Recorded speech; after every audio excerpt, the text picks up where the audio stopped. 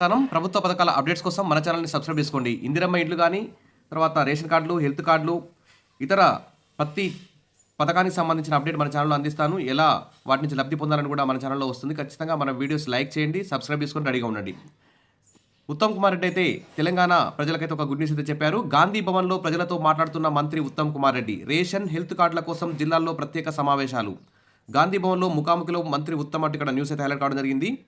తర్వాత సామాన్య ప్రజల నుంచి ఆయన దరఖాస్తులు అయితే స్వీకరించారు. దరఖాస్తులు స్వీకరించిన మంత్రి నేరుగా ఉన్నతాధికారులకు ఫోన్ చేసి సమస్యలు పరిష్కరించాలని ఆదేశించారు.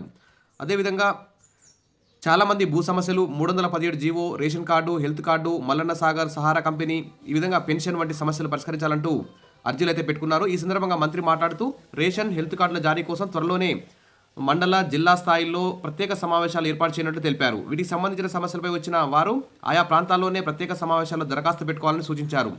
ఈ హైదరాబాద్ దాకా రానవసరం లేదని మంత్రి ఒక గుడ్ న్యూస్ అయితే చెప్పారు. ఈ కార్యక్రమంలో పీసీసీ అధ్యక్షుడు మహేష్ కుమార్ గౌడ్, డీసీసీ అధ్యక్షుడు రోహిత్ రెడ్డి, ఫిషరీస్ చైర్మన్ మెట్టు సాయి కుమార్ తదితరులు అయితే పాల్గొనడం జరిగింది.